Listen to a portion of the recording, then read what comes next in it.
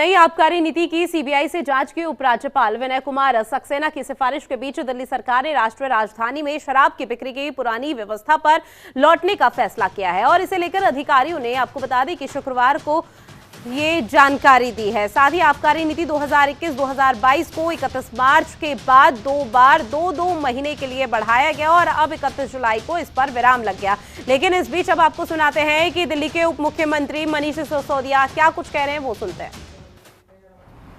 वो खत्म हो गया तो इन लोगों ने पूरा प्लान बनाया कि इस नई पॉलिसी को फेल किया जाए। एक एक करके इन्होंने जितने प्राइवेट दुकान वाले आए थे उनको ईडी की धमकी दी, सीबीआई की धमकी दी। तो प्राइवेट दुकान चलाने वालों को जो सरकार को ज़्यादा रेवेन्यू दे रहे थे, क्योंकि सरकार ने ट्रांसपेरेंट तरीके से उनको दुकानें दी थी ओपन ऑक्शन करके, तो उनको इन्होंने ईडी से धमकाया, सीबीआई से धमकाया। तो बहुत सारे शराब वाले तो दुकान वाले तो बेचारे कई सारे लोग तो दुकान छोड़ के चले गए। और आज दिल्ली में जो नई पॉलिसी में भी 850 दुकानें हो सकती थीं, आज दिल्ली में कुल 468 दुकानें चल रही हैं। और 1 अगस्त से कई और दुकान वाले भी, क्योंकि ये सीबीआई से डरा रहे हैं, ईडी की धमकी दे रहे हैं दुकान वालों को, तो ये 468 दुकानों से भी और कम हो जाएंगी। कई और लोग दुकानें छोड़ के जाने वाले हैं। इनका मकसद है कि दिल्ली में शराब की किल्लत पैदा करो। इनका मकसद है कि दिल्ली में लीगल तरीके से बिकने वाली शराब का क्वांटम कम करते चले जाओ। अब मैं आपके सामने एक थोड़ा सा और डेटा रखना चाहता हूं कि दिल्ली में और बाकी राज्यों में शराब की बिक्री की, शराब की दुकानों की पर कैपिटा संख्या क्या है, उसका एक डेटा है। गुड़गांव में जहां बीजेपी का शासन है, 4166 लोगों पे शराब की एक दुकान है। नोएडा में जहां बीजेपी का शासन है, 1390 लोगों पे शराब की एक दुकान है। बेंगलोर में जहां भारतीय जनता पार्टी की सरकार है, 12,179 लोगों पर एक दुकान है। बीजेपी का गोवा है, गोवा में 761 लोगों पे एक दुकान है। नई पॉलिसी के तहत अगर दिल्ली में मैक्सिमम दुकानें भी खुल जाती तो उसके बावजूद 850 दुकानें भी खुल जाती तो यहां 22,707 लोगों पे एक दुकान होती। और आज जब 468 दुकानें हैं तो 41,192 लोगों पे एक दुकान है।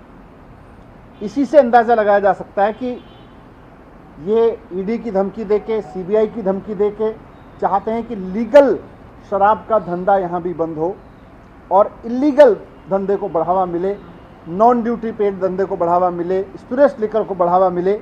ये इनका पुराना धंधा था, ये वापस उस धंधे को लाना चाहते हैं। अगर दिल्ली में लाइसेंस शुदा दुकानों की कमी होती है, अगर वैध तरीके से उपलब्ध शराब की कमी होती है, तो नकली शराब का कारोबार बढ़ता है, वो इनको फायदा देता है।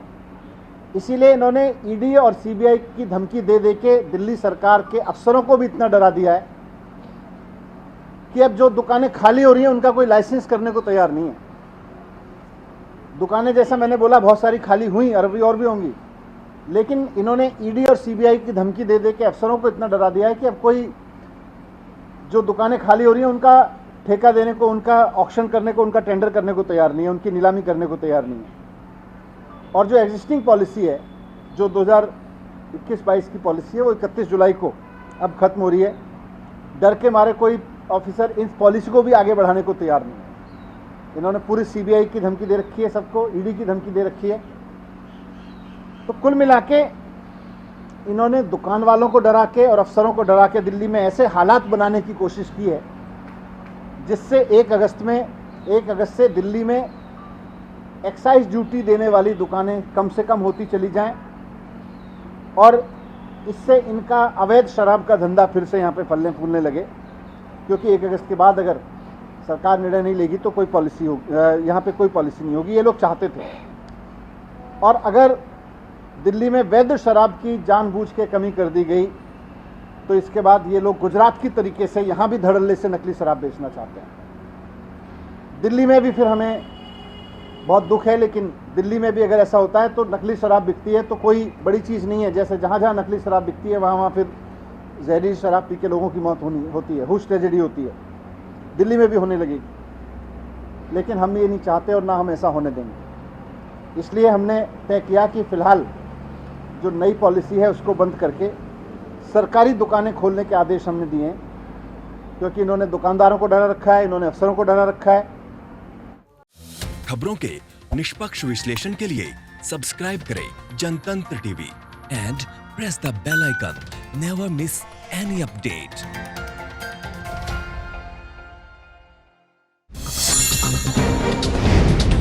डाउनलोड कीजिए जनतंत्र टीवी ऐप को, जो कि अवेलेबल है गूगल प्ले और ऐप स्टोर पर। अधिक जानकारी के लिए अभी डाउनलोड करें।